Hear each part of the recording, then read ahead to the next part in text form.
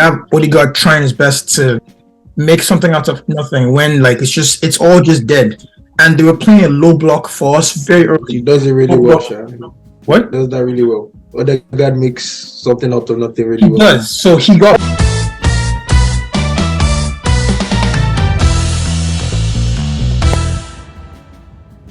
Hey guys, welcome to another video with your girl Neto with Sports on the Go. It's been a while, but we're back. And of course, the Premier League just ended, so we're going to talk about Arsenal's fate and like how they did and what we expected and things like that. As your girl is an Arsenal fan, so don't forget to subscribe, like, comment, and share with your friends. Don't forget to also join us on Instagram and Twitter and Facebook. Sports on the Go with Neto. Twitter is Sports with Neto, so get connected, follow, like, share, get involved. And let's get right into the video. So we'll start off with introduction. So everyone, we say your name and how long you've been an Arsenal fan. Who wants to start? Anyway. I'll go first. My name is Ladi or Dipo, and I've been an Arsenal fan for over 10 years. Okay. Let's see who can beat that. I can beat that. Oh, okay. My name is Chioma, and I've been an Arsenal fan since I could spell. My dad is an Arsenal fan, so he would force us to watch football games. I started watching the World Cup since I was like, I didn't even understand what was going on, and I didn't even understand like the techniques and all. So, and I had an Arsenal jersey since I was like a kid. So, can you beat 2 decades? Okay. You can, okay. Definitely be 2 decades. I've been an Arsenal fan since before 2006 World Cup. I remember watching the World Cup in 06, rooting for France because of Henry. So I was really a fan by that time. So I don't even remember. So that's like what? That's at least 20 years. So if we go back to like maybe 03, 04. So I was like watching ball back then a little bit. So that's how long I've been a fan. My name's Dikachi, by the way. Gotcha. Okay, so Arsenal, the 2022-2023 season. Before like the season even started, what were your thoughts? Like, what were you expecting? What were you aiming for? I would say before the season started, I was like, okay, we're going to do our thing. Because last season, we were literally at the bottom of the league. And then we went up. We thought we were going to qualify for Champions League, and then we didn't. So this season, we're like, okay, we're going to do well. And then for the first 10 games, we won. I was like, okay, we're going somewhere. And I think we almost made the record of the Invisibles, where we didn't lose our first 20 games or so. I think there's some of the record. We almost beat the Invisibles record. So, and for the past 7 years, we've not qualified for Champions League, and we did now. So let's just say we exceeded expectations. We count your little wins. We'll say that a win is a win. A win is a win. A win is a win. Okay. Ladi, what do you think? Well, at the beginning of the season, I thought we were going to come like 4th, 3rd. I didn't really think about first or second. I thought it was just going to be another Man City Liverpool run, and then Man U, Chelsea, Tottenham will fight for 4th, 3rd. I didn't see this coming. Okay, Dikachi, what about you? Me personally, I didn't think we would be at the top for that long. I thought we would be in the title race like briefly. Like, you know how we were in like maybe 2013, 2014, that year with Ramsey?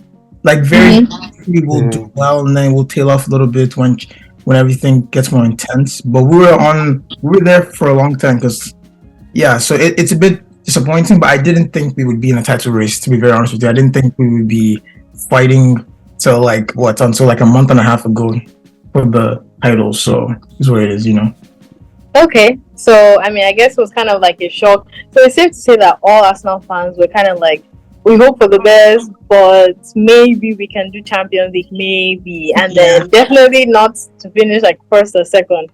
So like, when would you say you finally settled and like gave up hope on us like taking the title? For me, it was those 3 consecutive games that we tied, and I was like, come on, because like the teams weren't even all that like we had no reason to lose those, to tie those games, because even though we didn't lose, we lost.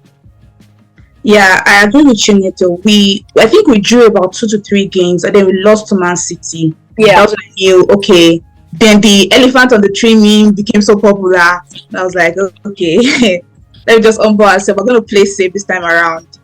And I think that's the thing about Gunners. We always do so well, and then we don't try to like feel like we're going to win. We just try to play it safe.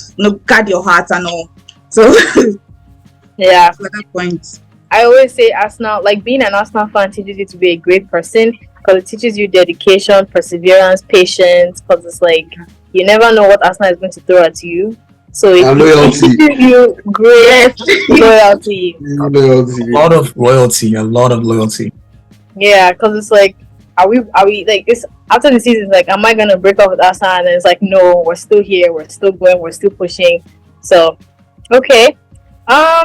So while we were on top, how did you guys feel? You know, a lot of Arsenal fans were talking and yapping a lot. Were you guys part of them? Dikachi, I know you were part of them. I was talking. Oh my god, I was talking. You were talking. I had drafts ready. If it was confirmed that we were supposed to win, like if they had said, okay, if we score this goal, we win. To go. Oh my god, I had drafts ready to everybody was going to get Twitter was going to be on fire. My god. Everybody, yeah. They would have hated us if we won that. If we won it, they would have hated us so much. We talked for so long. Oh my god, I wish we did it. I really, really wish I got to talk that much. It's what it is, It's what it is. Maybe next year. Hopefully. You know what? Let's even kind of like drift. What do you guys really want Shaka to leave? Shaka? Yeah. Granit, yeah. What do you think? Do you want him to go? Do you want him to stay? I mean, I'm fine with Shaka leaving now. Like, really? He's been a very good player, yes, but like, I'm fine with him leaving. He's so done who do you like think would be a replacement? What he came in to do. I don't know. I'd like to see Gundogan at Arsenal next season. So, like, you know, I guess he can play the position better because he came from City and, like, he knows how to move the ball well, pass the ball. His crosses are more accurate. He's quicker on the ball, stronger on the ball. Shaka was a midfielder, right? Sorry. Yeah. Supposed to be. He's supposed to be. Supposed to be. Let's put it that way. He's supposed to be. Okay. Sorry to cut you off. I just wanted to know what position he was playing before I give my reply. What do you guys think about Declan Rice? I mean, it's too expensive. I'll take him. It's too expensive. What do you mean? We have money. Right now? 100 million, no. Much. Okay. I'd rather put 100 million on someone like De Jong. Let's put it on, you know, Declan Rice, because Declan Rice is like Premier League mid-table, in my own opinion. Like, yeah, he's flourishing there, but I'm not ready to wait a whole season like Grealish now. See what Grealish did in Man City? They had to wait a whole season before he started flourishing. That is true. Like the thing is that we don't have like the way this season. Yeah, I don't think I ever analyzed Premier League tables the way I analyzed this year. It was this year that I realized that what Man City did, they've pretty much hacked how to win a Premier League title. That's all they've done. Like I didn't think it was that necessary. You asked the question before. At what point did you think it was over for us? It was the point Saliba went down, and the first draw happened. That was when I knew this is what Man City have fixed. Like they have replacements that to standard for everybody. They'll do the job until the guy comes back. Yes. Those we conceded the moment he went down.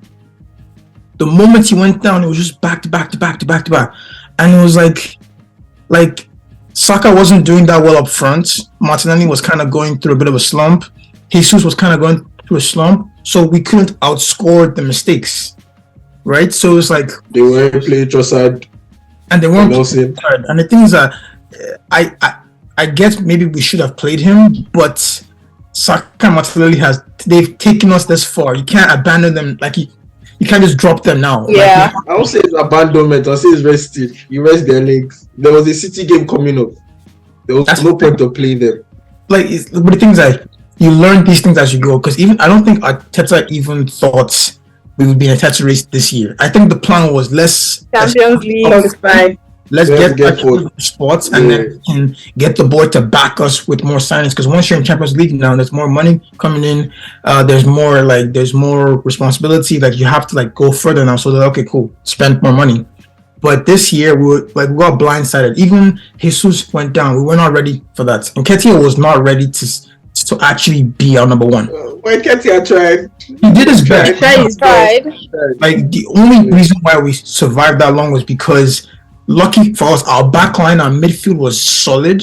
So all we had to do was put in the goals, and eventually, puts in like the crosses for him. Eventually, he'll score. He might miss a lot of chances, but as long as we don't concede, we can still push forward a little bit. You know, it was just, it was very, very emotional. I'm not gonna lie, very. Okay. So, do you agree that like Arteta? I mean, Dipo definitely would say yes. That Arteta made some managerial errors that were like, maybe you should have played someone else. Maybe you should have subbed earlier.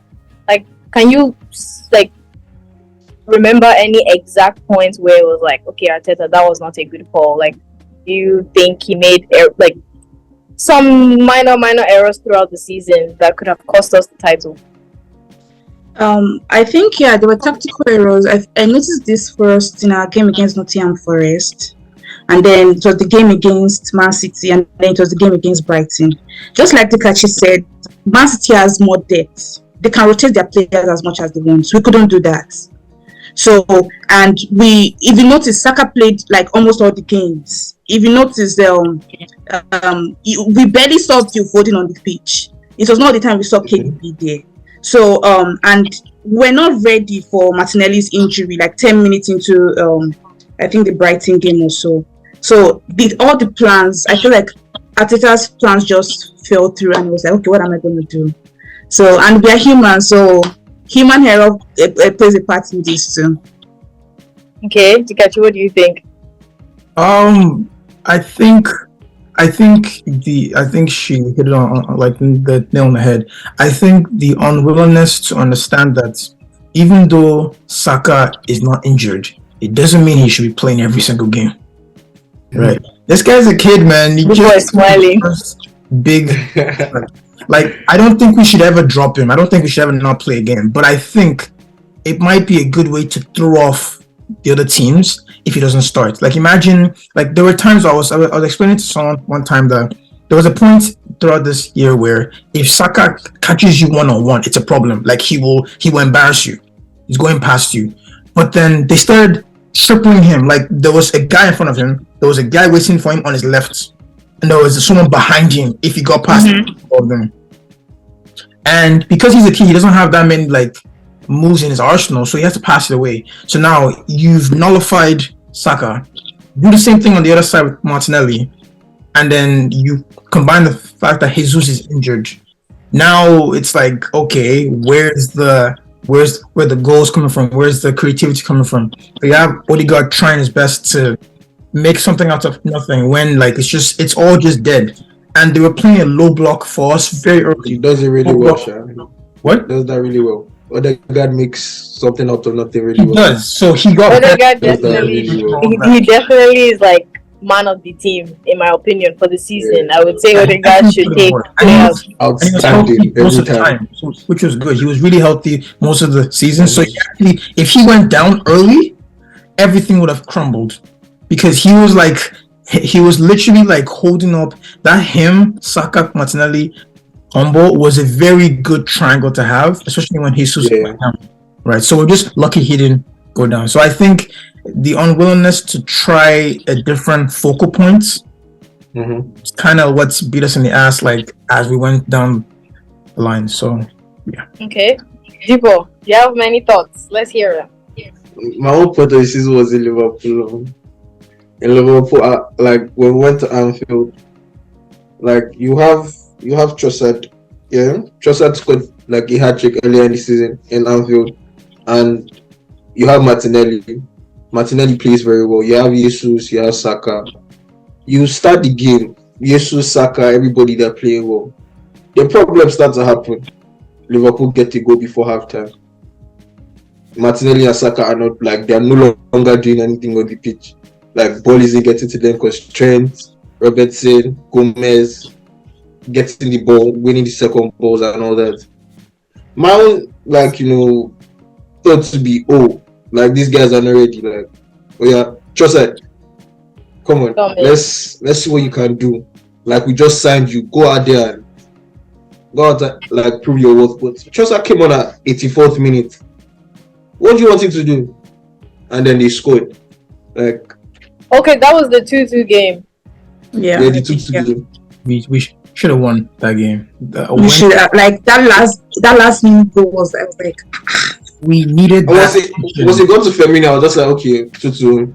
Yeah, Firmino inside our box, goal. Thank you. Look at the sorrow on your face. I can't really blame him too much because I don't think he was ready. I don't think he thought he would need to make these type of title deciding changes.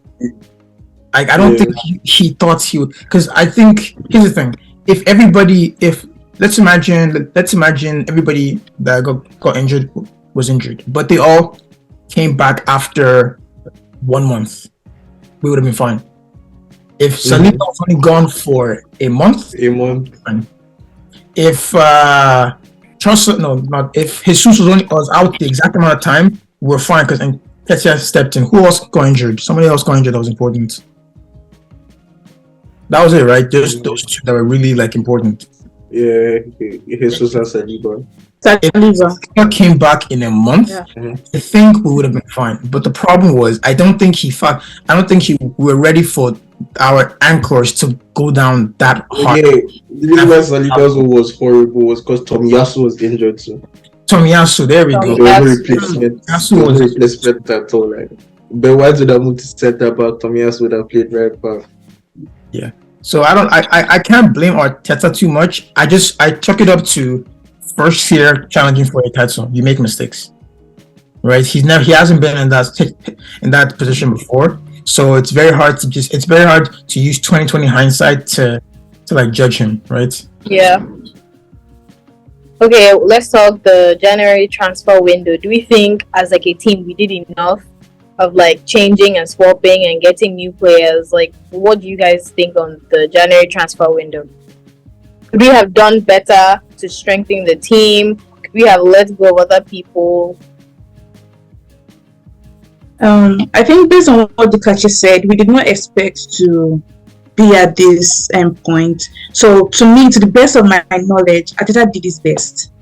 I think we got all the people we got. I feel like they played a very important role where we are today. Arteta doesn't have a blank check like Guardiola does, but I think we can still do better for next season. We need a good defender. We need a good midfielder. And we need a top striker. I know Gabriel Jesus is doing his thing, but I think he's our first 9, and we can still like correct the mistakes we've made. Okay. Good Ramsdale. Me too. I don't see anything wrong with Ramsdale. I feel like the times that he was flopping, it was just like defensive blunders. I mean, after Saliba's injury, our defense was hugely impacted. Ramsdale is doing his thing. Okay. Yeah. So let's shift gear to Man City. Dikachi, you already said that like Man City has kind of like cracked the code on how to win a title. Do we even think they should be allowed to be that great? Like, let's be serious. Should they be allowed to be that great? And we have like, because like now the difference in quality from all the different teams is like so clear.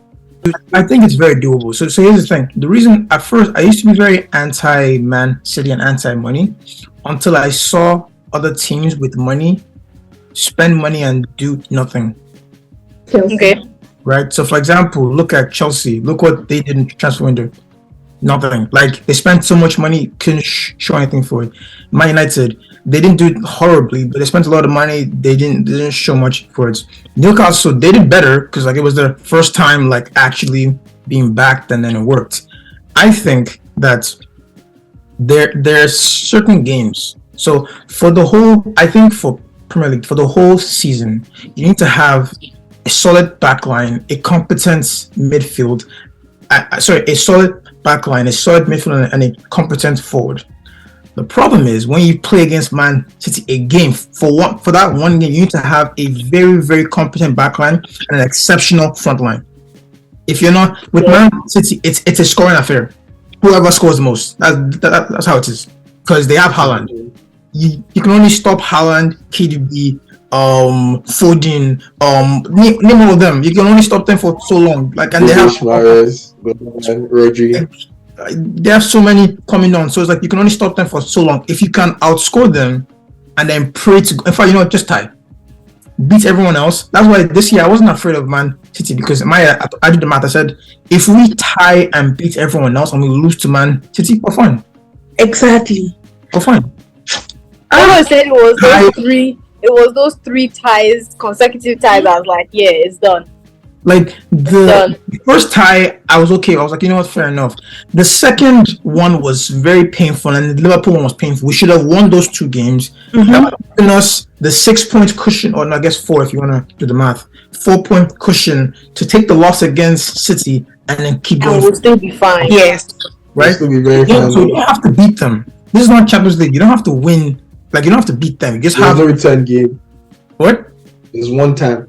It's just once. You play once. Yeah, just win at home, and then you can lose away or tie at home, tie away. Either one. You don't have to win both games to win the whole league, right? So I think if we get backed in the transfer window, the problem now is that I'm actually scared for this season because now we have Champions League, right?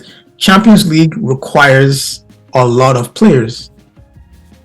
Look what they did this year. These guys, they're on their way to maybe winning a treble because they have stacked teams. They're ready to go on all fronts, right? And they can take one PL tie and then make it up next week because they understand that, okay, if we tie this game in Prem, we can still win the league, but we can't lose a Champions League game. So we focus on it.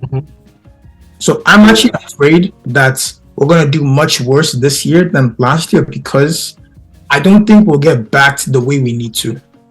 Because what we actually need, we need 2 extra solid defenders that can at any point in time start. We need a replacement for Smith Rowe because he's going to get injured at some point. We need a replacement for Xhaka. We need somebody that's as strong as him defensively that can switch into a left back role when we drop back into a 5, and also, like he said, putting crosses, possibly even score goals and create some chances. We need a backup for Jesus and Nketiah, because I don't mind keeping Nketiah, but we need a backup for 2 of them. And then of course we need a backup for Saka. Saka, that brother needs rest. That guy needs. If you ask me, there should be a rule. He shouldn't play 10 Prem games in a row. There should be a rule. Don't worry. He's in Nigeria right they now. need to start playing Wilson more. Because the thing is that he's good. The problem is that I don't mind him playing every game as long as he's not the focal point every single game. Every game.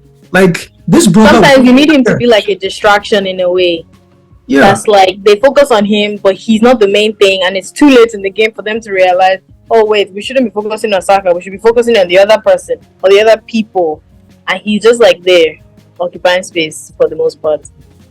Yeah, and with everything I've said, we could have all these things, and we might still not do well because Champions League is very demanding. Yeah. Right. So I think we're gonna be in a bit of a trouble this year. I don't think we're gonna be in title race next year, just because if we leave the Champions League first stage, if we leave Champions League if we're out of Champions League by January, then sure. Right, because I don't think we're going to win Champions League, but I know that if we make it to the round of 16, we're going to be putting our energy there. Meanwhile, we don't have any real chance of winning it, so it's going to distract us at some point. So I don't know. Maybe I'm being a bit pessimistic, but that's just how I feel. I don't know. Okay. I like your points, Dikachi, like on getting more players, especially a striker that is far more developed than Nketiah. And I feel like we also the Arsenal players need to develop this mindset of it's not over until it's over. I don't know who their psychologist is, but the person did not do his or her job after those 3 draws, because it felt like they're just like, okay, what's the need? We're just going to be second. Let's just keep on flunking everything. And if we're going to go to the Champions League, we're going to be too occupied with a lot of things to do, that we might even end up bottling the Premier League and also losing out on the Champions League at the same time. So we have more players, more rotations, and for Arteta to start thinking forward, and for the Arsenal players to be more resilient and be like, okay, we're doing this to death, then maybe, just maybe, next year's going to be another glorious season. Okay. Dipo, do you have any last minute thoughts? For next season, I feel like we should not only look at Arsenal players that are in Arsenal. I feel like we should also look outside for the likes of Olare Balogun that is, scoring in the Ligue 1. Tavares, he got to quarterfinals of the Champions League with Marseille. I think he also qualified again, but he's coming back to Arsenal. And Sandy Lokonga and Crystal Palace. Most Arsenal fans really don't like him, but I feel like he just needs time to grow. But I feel like he's also running out of time. So for next season, since all these players are going to come back, Arteta is going to need to sell some of them and sign more players. So the parts that I feel like we need to strengthen will be midfield, because Xhaka is leaving. And well, he hasn't said that he's completely leaving. He said wait till next week. So wait till next week. Okay, no problem. Wait till next week. Then I don't think he's leaving. We need to strengthen our defense. I feel like we need a new right back and a new centre back, a right-footed centre back, preferably. Probably a new striker. Probably. So basically, a new of everything. And Nketiah. Okay. Well, thank you guys for joining me on this conversation. This was fun. Shout out to Arsenal anyways, because definitely nobody was expecting them to go this far, do this well. I think they even beat their record of most goals this season of 38. Yes? 38? 38. No, that was Haaland. Haaland did that.